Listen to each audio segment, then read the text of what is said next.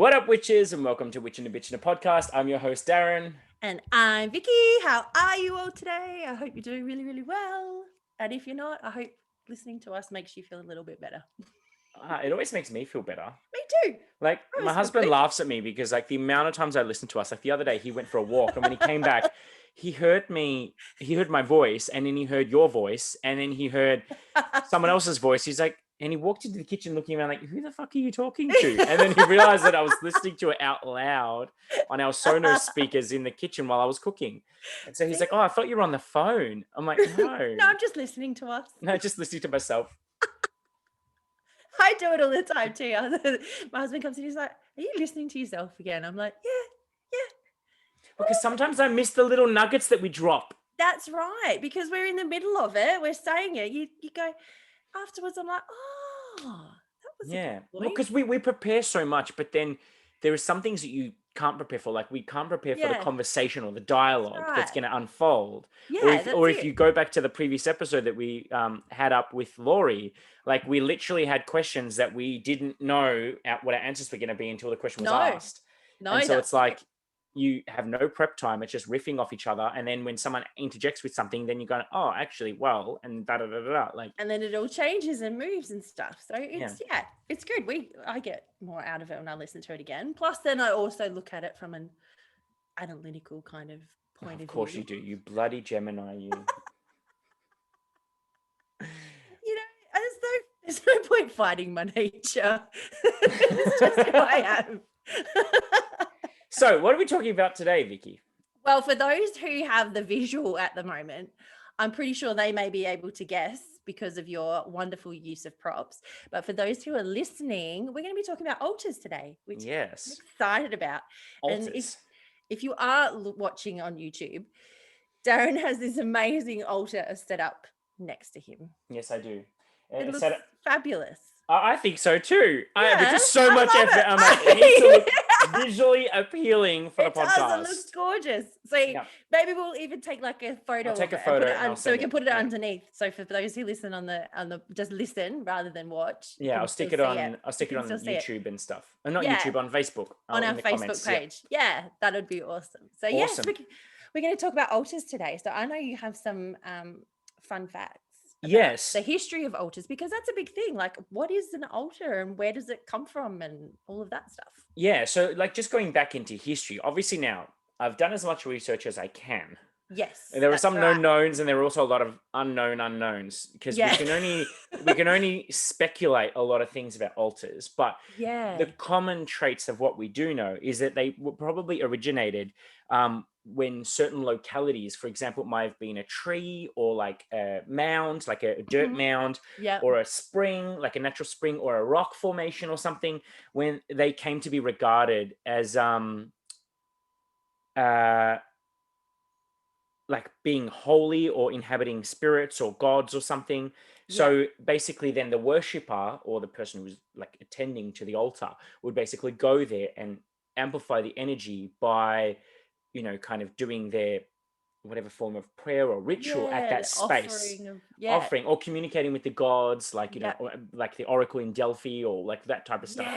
But then you had, like, obviously as primitive religions started to come about, like all the forms of paganism and this and that, altars kind of took a slightly different turn, and they started to become more stone or permanent structure where it was like a solid slab of stone or some form of a carving or whatnot, because then obviously as a lot of the primitive religions moved on, they started doing things more like sacrifice, where they would either sacrifice an animal or a person, and then the blood, in some instances the blood was gathered from the altar and then used, like I know in some Norse traditions they would take the blood of an animal and they would use like sticks and then they'd flick it on all the people there to bless them with the blood of the animal or whatnot. So like obviously, and then as time went on, we stopped sacrificing as many things. Well, some of us did, some of us didn't. Other things came about. So like these days you have things like wine that is sometimes consumed at an altar in honor of the blood. So it's supposed to be symbolic, or maybe just water, holy water or something like that. That is then used to bless people. So obviously whilst the intentions have changed, the initial like reason for them has always been the same, which is as a focal point, or where they would basically do a certain practice or ritualistic practice at, Yeah. in order to focus the energy, because they say that it's like any form of sacred space, whether Yeah. it be a temple, a church, a mosque, a clearing, Mm-hmm. you Yep. know, like a any form of sacred space where you're doing something regularly at, the energy is going to be lifting and the place is going to be consecrated just because the constant energy lift. That's it. And it kind of continues to build Yeah, on each other. That energy starts to build a bit more. exactly. Now, also, I wanted to touch on where the word altar came from. Yes. Obviously, there's another thing with etymology, which is like the study of the origin of words. Again, we never know for sure, but Yep. the only way of working it out is by going back through history and seeing what Mm. words were used by the old traditions. So it's said that Old English had various spellings for altar with an ER or an AR. So there's altar and altar.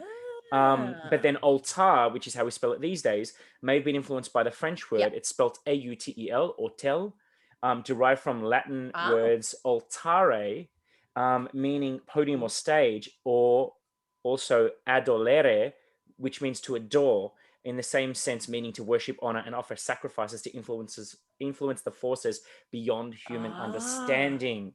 Yeah. So yeah, so that's like just a little bit of a nugget That's as cool. to where it all came from. But I love that. Yeah, and then doesn't that weaves into like what they're used for and things like that, because it was like adorn or all of those kind of things. It all comes in. Oh, I love studying all that sort of stuff. I love it. I wish we could Find that interesting. just teleport back to a time and place in history I know. and just observe their uses of different things. Yeah, because Like you just never know. Like, have we even got it right? Do you know what I mean? Like all the things that we've been taught and stuff like that. Like, have we? Is it exactly how it was? because And a lot of traditions were passed on through like verbal. so yeah, it was all oral and through stories and things Yeah, like that. And I mean, I don't know about you, but we always played that game Chinese Whispers when we were little, like at school, yeah, and like how different that became as it went around the group. So who knows? But I find it fascinating, all of that sort of stuff. yeah. I do too. I do too. Like I've always had this dream of having like this massive, permanent, structured altar in my Yeah. backyard, where like a full on like in your face altar. I even toyed with the idea. If I wasn't married and I wasn't having kids coming into this world, I would probably do this. But I even had toyed with the idea of actually doing paving in such a way that the paving design would be like a Was it a pentagram, pentagram? and then having other stuff, and then having some kind of like miniature altar on each of the 5 points for each of Yeah, the elements. So little each altar, elementals. I could do my stuff for each of them, and then that way I could like Yep. face the particular altar depending on which element Which I was one? What are you working working with, with? or stand in the center when I'm trying to, work with all of them, or you know what I mean? Yep. That whole like just make it bigger than Let's go epic. big. I was going to say, if you're going to do it, just go big. Just go big. Yeah. Yeah. There's no such thing as too small or too big an altar. Like it's No, just, yeah. no. So, okay. Now, the first thing some people might be asking is like, how do I create an altar if I'm living with people or if I don't have much space? Yes. So, Vicky, what are some suggestions that you have in regards to how to do an altar, How? like where you could do them? There's so many different, and this is the big thing with altars, I think, is that it's such a personal Mhm. thing that you don't have to have like what we class as like all the stuff or Oh, anything yes, like you that. do. I need I all the know. things. I need all the things. Everything has to be on there. But an altar can be as complex or as simple as you want to make it. So if you're in a space where you can't necessarily have an altar set up all the time, or you may be living with other people that you might not be so open with and things like that. Something as simple as up in a bookshelf with like a picture or something like that has some kind of meaning with a candle, that can be as elaborate as it needs to be. It just needs to be a little focal point that you can use. Another really good idea, which I know it's going to make you cringe, but it might make some others cringe as well, is you could use like those big plastic tubs that you get. I know, bear with me. We're thinking here. It's okay. So you could use those plastic tubs where then you can keep all your stuff inside. And then when you want to use it, you can use the top as your actual altar table and put like a nice altar cloth or something over it. Nobody will know that it's plastic. It's fine. I will So know. I know you will know. But it's a really good, it's just a nice little easy way that you can do it, and then you can tuck it under your bed or somewhere in the cupboard, and then nobody's the wiser. But yeah, just up in a little bookshelf or having a candle somewhere that means something to you. I don't know what it is. I think for me, a candle is one of those things that helps to bring sacred space a little. Yeah. Having Well, a candle but somewhere. we've touched on this before. I think we even spoke about it with Christopher Penzak. That Yeah. candles are the one thing that candle magic and candles in general, they transcend all belief systems. Yeah. Even just the act of blowing out a birthday candle is a form of Yeah. spell work. It is, that's right. So So having like a little tea light, just make sure you do have it in a some kind of heat proof container, because those tea lights, the metal thing can get quite hot if it's on yeah, certain surfaces.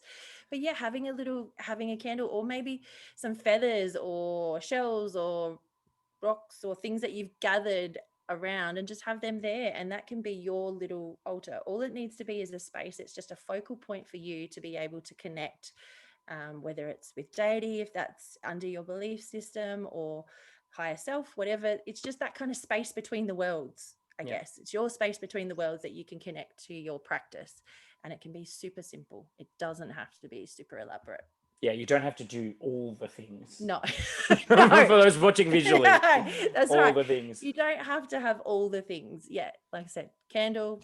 You can have like a picture or something that has some kind of meaning or sacredness to you, Yeah, absolutely. and just on a bookshelf. Yeah, or like, Hmm. you know, something. I know that one of the things that I want to do, I haven't done it yet, just because. Yeah, I'm being respectful of people that I share my current house with. Yes, that's So, right. but I would love to Yeah. have a little altar at the front door. So as a means of like, and that I'm actually going to be setting one up eventually. I'm just thinking how I want to do it that's going to not offend other people that occupy this space with. Yes. Yeah, But I yeah, want to yeah. do something as more like a shrine to the house. Yeah.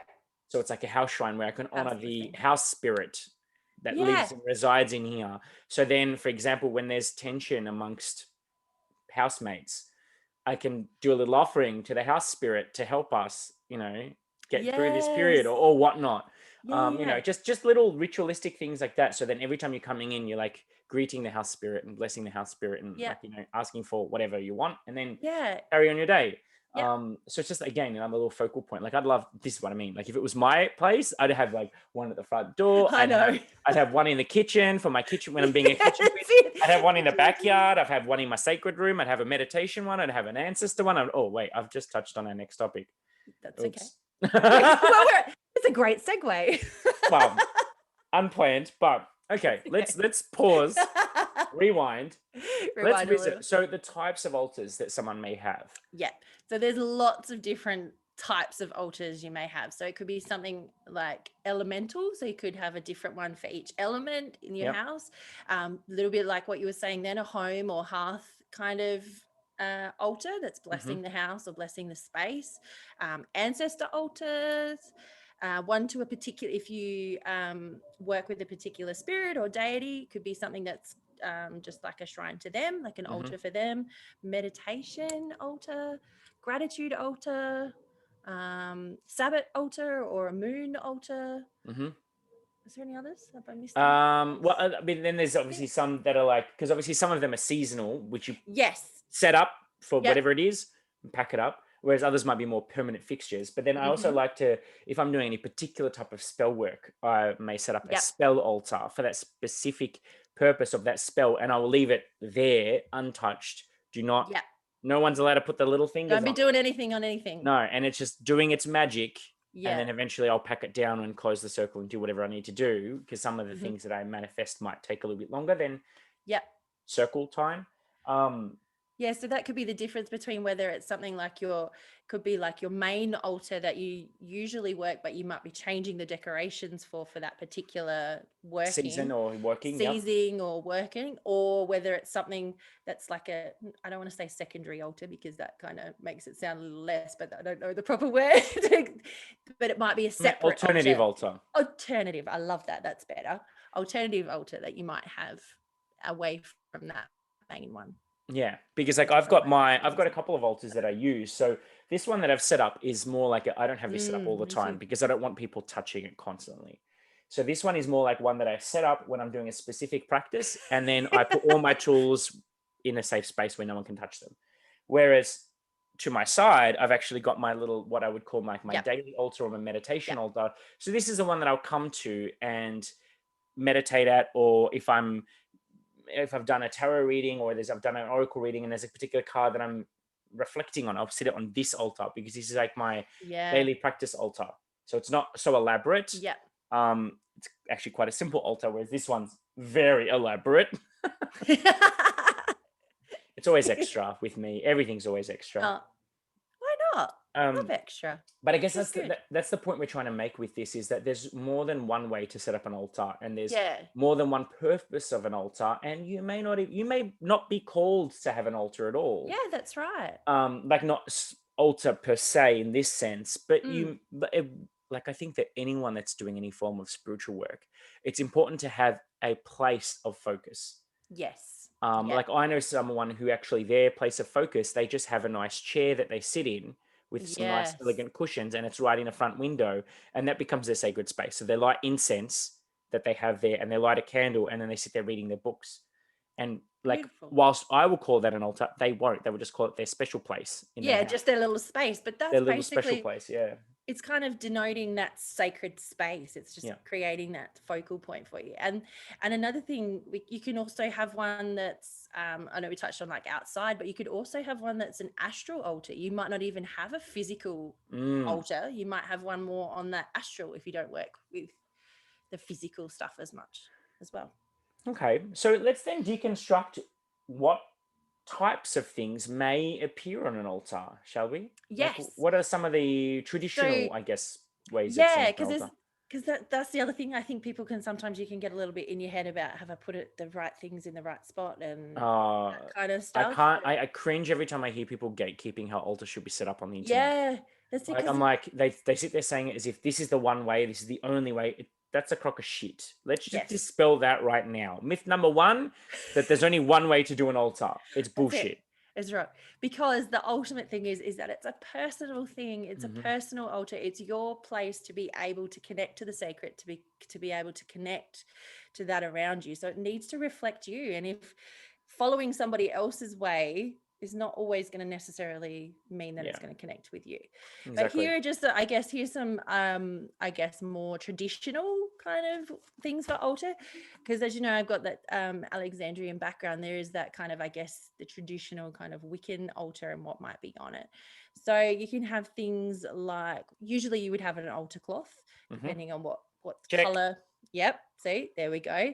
A censer or some kind of incense holder, burner, something like that. Beautiful. A chalice. Chalice, I have two.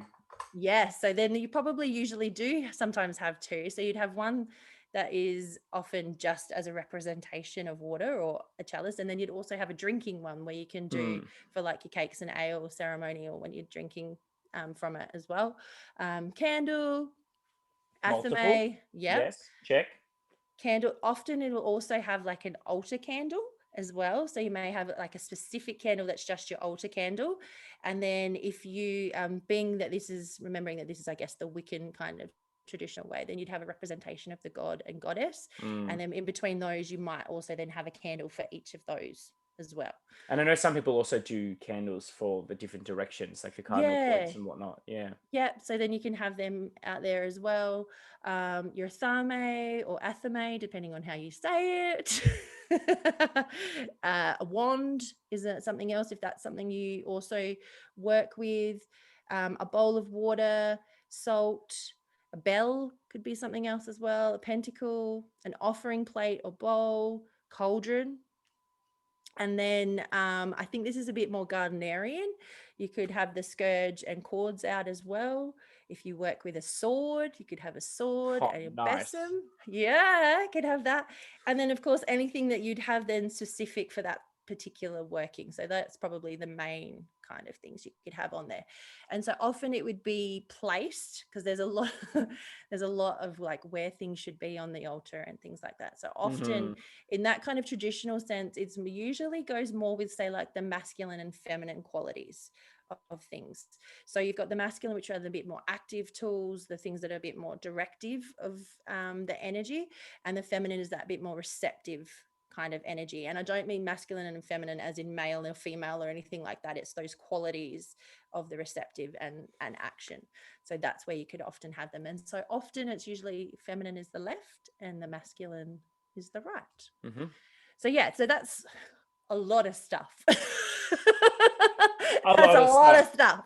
And then that's not anything, and whatever extras you could have on there. But again, that's sort of that traditional kind of altar. And then for other traditions have different kinds of altars and things like that. So for instance, say in some of the traditional craft traditions, I think this is something that was started with Robert Cochrane with the use of the staying. You can actually just have a staying and then decorate the staying for different workings, or even putting it in different positions for different workings as well. And then there's even like the shamanic tribes and things like that that have different ones, which is a mesa, I believe, or a mesa. And that's actually a cloth on the ground, usually in the center with all their sacred objects and things like that on it. So there's lots of different ways you can do it and have those different things on there. Awesome. Yeah. So,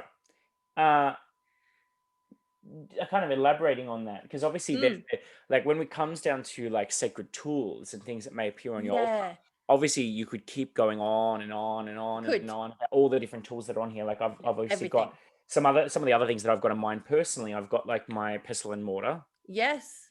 Because I use that for grinding up herbs and things like that when I'm doing spellcasting. Now I've got two cauldrons. I've got my big one in the center. Well, the big one in the center is when I'm doing the work.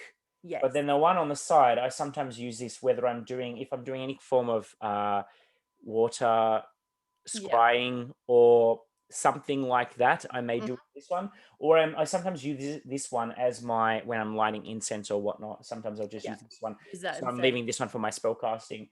I've got crystal balls, because for me they represent the goddess. So I've got my black obsidian, of course. And my actual little glass one as well. I've got some other types of crystals. So I've got my fluorite is on here. I've got some rose quartz on here because I've done a bit of a self-love altar. I have some black tourmaline. So I'm one of those people that, intuitively speaking, when I finish doing the work and I want to ground myself, I literally just grab my black tourmaline and I hold it between my hands. Just to ground at the end of my ceremony. Yeah. So that's just something that I do. Such an important part. Grounding yes. At the end. I mean, some people do cakes and ale as a form of grounding as well, but because obviously consuming something and getting digestive system going is going to ground you. But other people like to do things with crystals. Some people are anti-crystal, each to their own. I have my. Love it. Your feather. I've gone blank. What is it? Yeah, my feather one. But this is more for like when I'm lighting incense or whatnot, and I'm like fanning it. Like if I'm doing any form of like so you can move it smudging, around. I use it to actually smudge the smoke around. And then I have, this is one of the things that aside from birthday candles, I never blow out candles. Yes, a candle snuffer. Yes, I love that word, snuffer. I do too. So funny. So cool. Candle snuffer. Yeah. Yes. Because I don't like overpowering the element of fire with the element of air. No. I like to keep them neutral, so I just self-extinguish. Yeah. No, I agree. That's what I was always taught the same thing though, that you should never blow out candles or except when doing candle magic. That's correct. Yeah, that's the intention behind it. Yeah, that's it. If there's a purpose behind it, but otherwise you're overpowering one with the other. Yeah, but obviously, like, I mean, you could go. There's literally no limit to what you can put on an altar if it resonates with you and it makes sense to you. Yeah. Like, for those that are watching visually, you'll see. I actually have a crow's feather on my altar because I work with a lot of crow energy. So I actually have a crow's feather that I have placed to represent air as well as the athame. But then on this one in particular, because it's a self-love altar, I've got the candles that I've used are actually in rose gold. I love that. And then I've got my rose quartz at the front, and then I've got rose petals. So it's rose, rose, rose, which is obviously bringing in all the different elements of rose. Because then that's and my chalices, because these are for fire, this is for earth. The petals, well, they're not really assigned to a particular thing because it's just a form of herb. They don't need to be. But I've got my chalices, like they've actually got roses on them. Oh, they do too. I hadn't even noticed that. So they've got roses on them. So this is why I use them for when I'm doing some form of self-love or something. See, I love that. Yeah. I love that. You have to so cool. Do all the things. That's right. Go big or not. And if I was going to, I'd probably have like rose oil or rose incense or something burning when doing Yeah, work that's with my going with it rose as well. themed self-love altar. Yes. Yeah, But anyway. yeah. So Have it all okay. in there. I'm just gonna Oh, move what's this. some other things that we could actually use for an altar? So whether it's permanent or not, I know I Yep. touched on a few that where if it wasn't permanent or you couldn't necessarily have it, some things that you could actually use as an altar to make it easier is, I guess, a shelf, coffee table, a side table, Yep. a rock or stone, or even like a piece of wood that's been, what are they called when they've got that big round piece where a tree's been chopped down and you've kind of got that, Stump. Oh no, that piece of not the it's like a actual stump, slice of but a it's, stump. yeah, it's like a slice of a stump. That's it. I don't know the name for it, but I know what you're talking about. It's almost like, Yeah. yeah, just like I don't know whether is there a name. Yeah, but that's what it is. A small cupboard, chest, dressing table, a desk, literally anything. anywhere. Windowsill. I used to do an altar Windowsill. on a windowsill. Yes, that's a Word great of one. warning, if putting candles on your windowsill in Australia when we have 40-degree days, they're gonna melt. Yeah, they don't have the cool shape anymore. No. So word of warning, if you're using a windowsill, make sure that it's not facing the sun, Yes. or And it's not also make sure hot. there's nothing glass or things like that on there as well, Mm, or quartz and stuff, because the sunlight can actually come in and do the and cause a little fire. laser beam. Yeah, it can.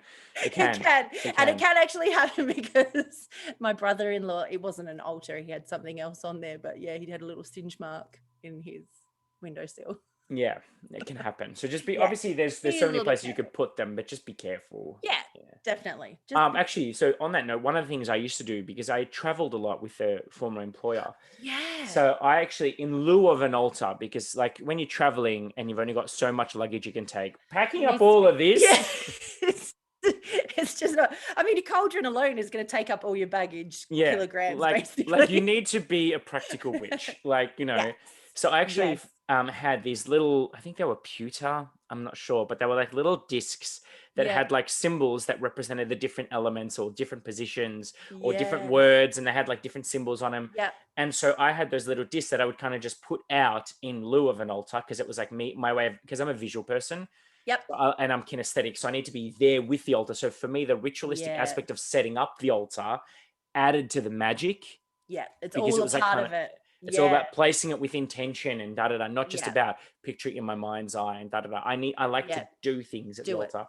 Yeah. So I used to have these little discs, and I would fold down the tray table of the seat in front of me, and I'd set them all up, and I'd close On my the eyes, and plane. on I the love it. plane, and I'd close my eyes, and I'd do my little blessing for the journey or Yeah. whatever. And then I remember one time this little old lady was sitting next to me, and after I packed it all up and whatever, and I put it away, she just tapped her. She's like, "Oh, excuse me." I'm like, yeah. She's like, "What was that you were doing?" And I'm like, "Oh, I was just doing a little spell, like a little blessing spell." Blessing. And she's like, "A blessing?" I'm like, "Yeah." I'm like, "Just so that we have like a safe journey and that safe passage, and that there's no turbulence or just nothing going on." She's like, "Oh, do you think there will be?" I said, "Well," and I'm like, "Not anymore." Like, and she's like, Dude, I've "Oh, got it sorted.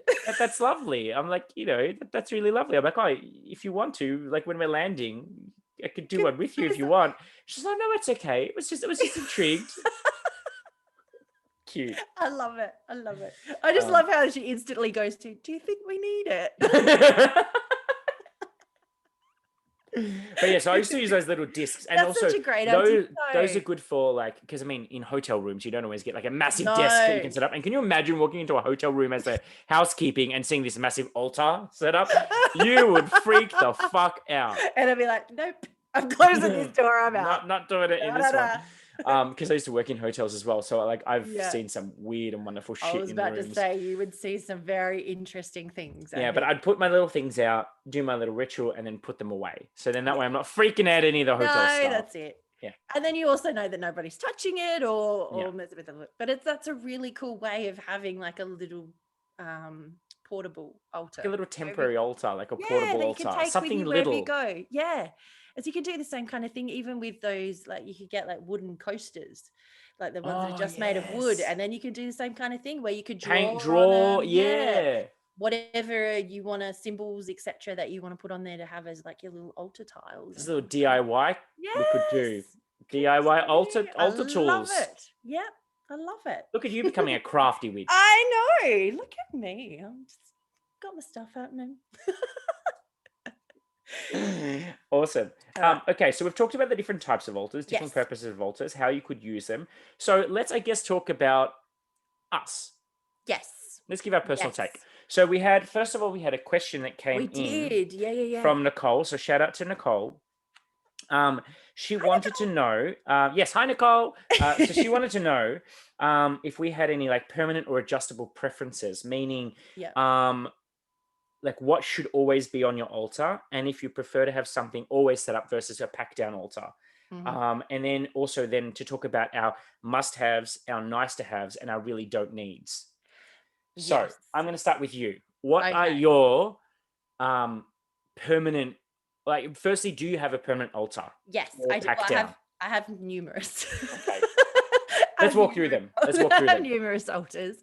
Well, I have my meditation altar, which I know I've spoken about before when we did our meditation one. So that's a really little simple kind of altar that I go to every morning to do my meditation and things like that.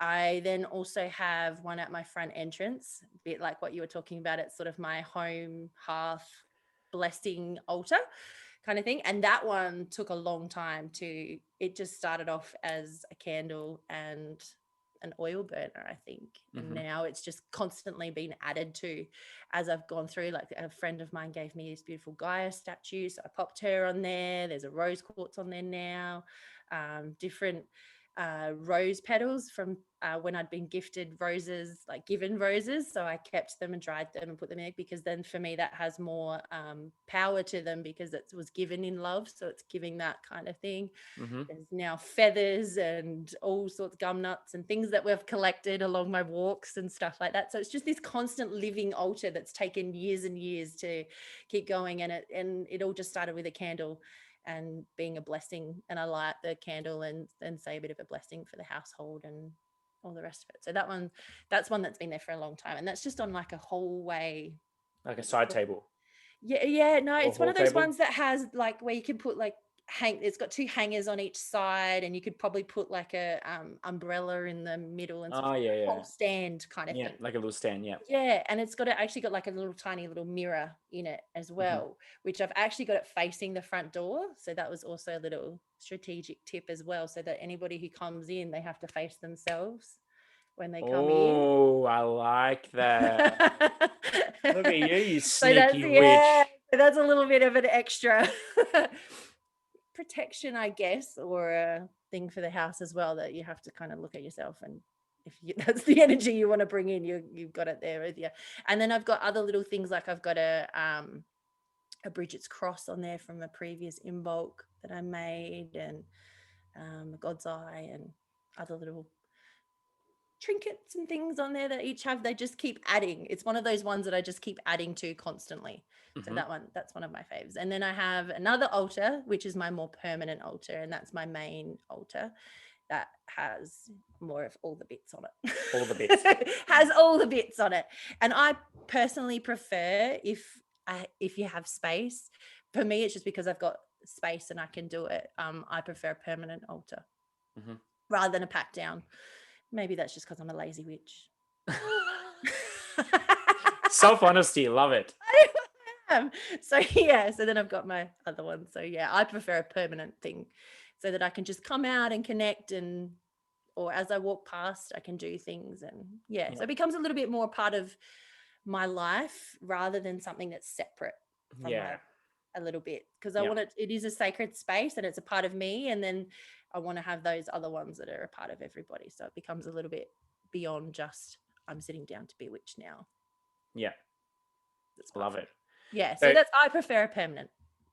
Okay, well for me, so I'm the same, but yeah, I'm adaptable. Being a water sign, I can adapt easily. So because of the fact that obviously my preference is to have all the witchy things in all the rooms and have altars everywhere. Yeah. But practicality trumps that. And because of the fact that I'm sharing my space with a housemate at the moment, in respect of her, I haven't got all the witchy things everywhere. Yep. I kind of condense them into this room. So now this room that I'm in, that I record in, it's not the biggest of rooms. So my permanent altar that I have is this one here, whereas this one is a little bit too big for the space that I've got. So it's more my temporary pack down altar But all of the tools do live in and around different shelves in the house.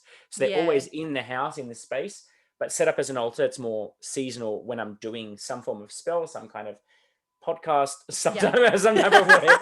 Sometime at work. I'll set them up in Yeah. order to do whatever I need to do, because as I said, I like that ritualistic aspect of putting the things down. So I'm putting them down with intent. Whereas if I have in the past when I've had a permanent altar in this regard, sometimes it will go like days, weeks, months before I even do anything at it, because it's not that ritualistic aspect of setting it up.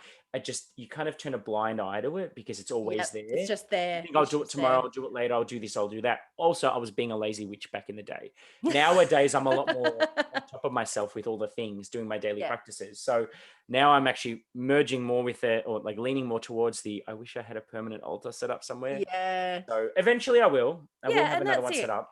And again, that's only because my main altar, like my main working altar, that's in a separate space. It's like I've got the room where we do the podcasting and everything. So I have a separate space for it. That's not necessarily in the main house area.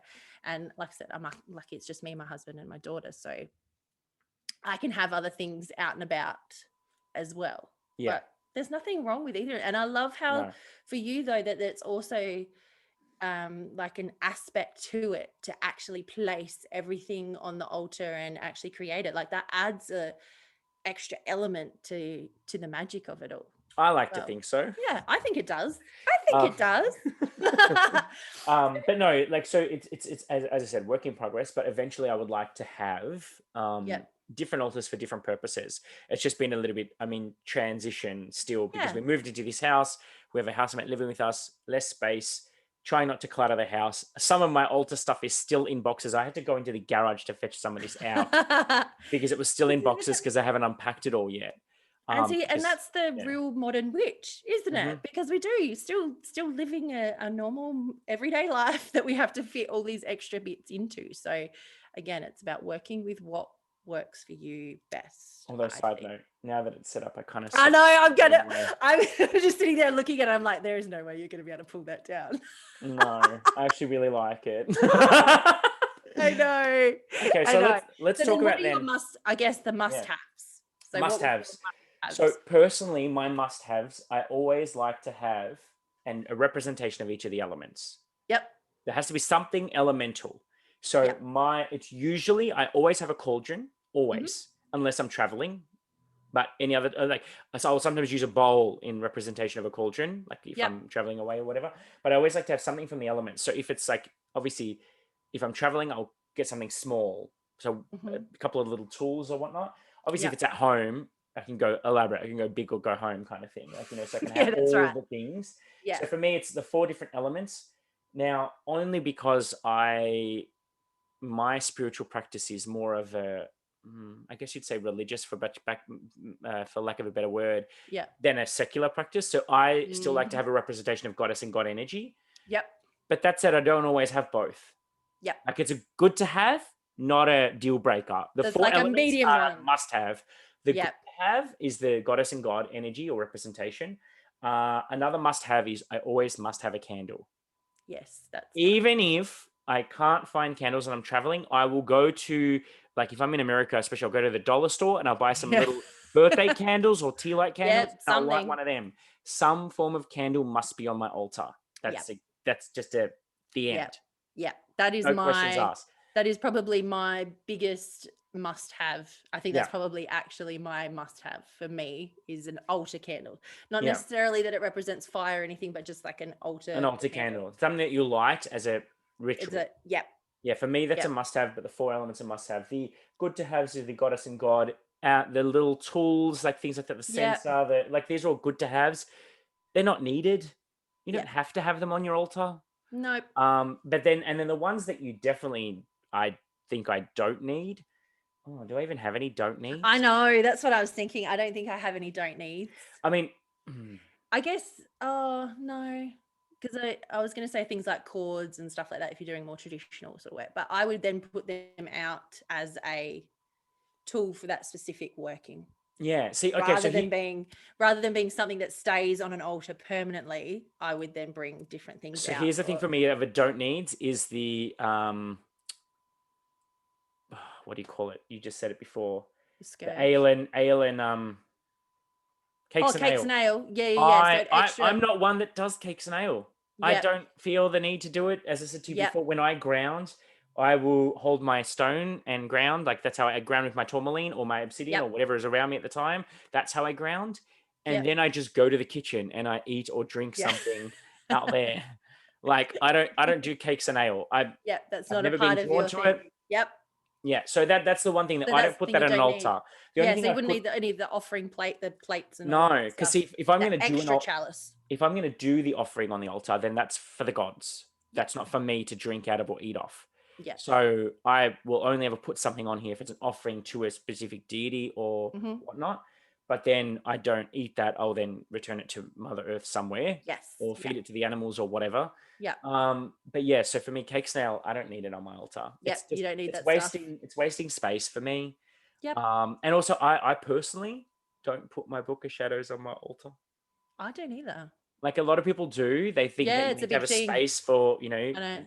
I don't because I don't either. I hold it, flick through it, we do whatever with it. Yeah. So this is a thing. I like my altar to look pretty. As much as some people look at this as Aesthetically clutter, pleasing. some people see clutter. I don't. I see pretty and orderly and da da da da da. Yes. So anything that doesn't look good on the altar, I put under the altar because to me that's an extension of the altar. It's just Yes. the underneath bit that no one sees.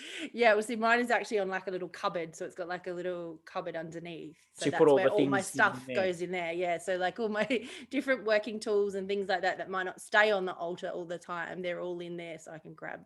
Yeah, And, yeah, because for me the energy transcends yeah, it's the whole the space. item. So underneath it, it's getting all that energy as well. So sometimes Yeah, I'll specifically put crystals or herbs or moon water or something underneath my altar because I know I'm doing the work on the altar. yeah, So it's getting that energy underneath. yeah. That's another thing that I sometimes do. But yeah. Anyway, Oh, I like that. what about you? What are your Oh, I like that. must-haves? I like it. Must-haves, So good my to have so my something. must I guess my real must have is the altar candle. Yep. That's for me is my biggest must have on there. Mm-hmm. There's just something for me about lighting a candle that's been specific for that purpose that just, I don't know, connects me. I can have nothing else, just a candle, and I'm good with that. So that's probably my biggest must have. I usually do, and I do like to have a representation of all the elements on my altar in some kind of description. So they're probably, I don't even know if that's a must have. I would say must have is a candle. My good to have is it? No, my elements are a must have as well because I do actually on all of them have some form of each one of them. I do have something that represents each. So yes, I do. So candle and elements is probably my biggest thing. The kind of have, I guess, is all the sort of working tools and things like that as well, like the thame, wand, different things. So that's nice to have, but I usually more get that out for specific stuff when I'm doing specific stuff. Don't need.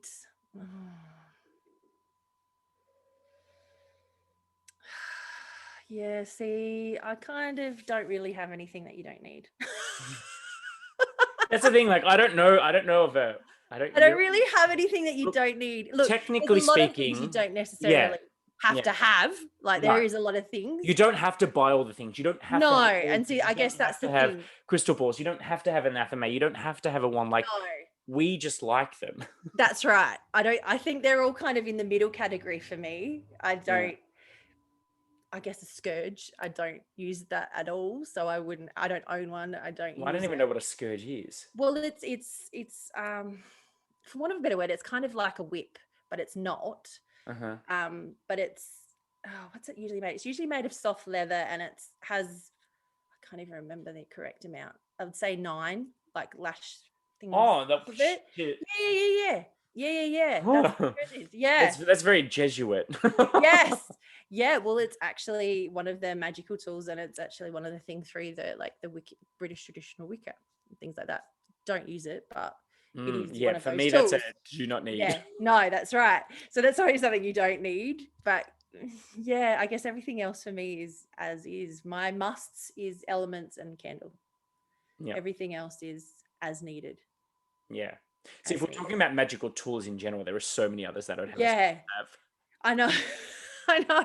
That's what I'm thinking. I'm like, But when it comes to Or altar, actually, no. Another thing that is probably a must-have for me is some form of bowl, whether it's receptacle, some kind of receptacle that, like, for me, it's my cauldron. I have a cauldron that I use so that you can either burn things in, like if you're yep. doing a burning ritual or something like that. Yeah, Or, that's why my baby. yeah, I lashed out for this one. It's yeah, I was but the same. I'm like, that's my thing, but I it's do like have you that. buy it once and it's never gonna break. It's never gonna Yeah, it's literally cast I iron. know. Yeah, it's good. So I guess must have is the candles and elements and some kind of fireproof container. It's fireproof container. And then after that, it's all the other tools that are used as needed. Yeah, As needed. I agree. I think. Awesome. So thank you for the question, Nicole. That's a bit of Yeah, it a was good. vox pop, voice of the I people. love it. Voice of the people. Yeah. I'm gonna have to be honest. I didn't even know what that meant. Vox pop. It actually comes from Latin. It means vox populi. So vox Yeah. meaning voice, and populi means of the populace or the people. Of the people. Yeah, voice of the people. So it's if So you I have also any. learned something today. Yeah, I could teach you Latin. Yeah, I love it. So if you have a question that you want us to answer on air, then feel free to send it through to us. Let us know what questions you have. Obviously, with our Patreons, we ask them directly. Hey, we're doing this topic. Is there any questions you want us to answer on air? But that doesn't stop the rest of you from asking us questions. Yeah, So that's please right. feel free to do so. Please And if you want to join our Patreon, then click on the Linktree link down there. Yes. Or up there, depending on wherever up there, it is. down there, wherever you're listening or watching us. Or on the post. Click on our link tree. It's on our Instagram. It's on the Facebook post. It's in the what's it called? The YouTube post. We put our link tree. So when you click on it, you'll see a link to our Patreon plus links to where you can listen to us and follow us and whatnot. So yeah, do that. Yeah, get into it. Make yourself an altar. So any lasting thoughts? Any lasting thoughts? I do love an altar though. There is something really amazing about an altar, be it as simple or as complex as it is. There is just that, I don't know, for me there is something about just it instantly kind of connects me. It does. Now that I've set this up, I think I'm now gonna have to have a conversation with husband about so I kind of don't want to pack this up. Yeah. Where can I put it? Yeah, that's right. And you know what? You probably have altars around your house that you don't even realize that.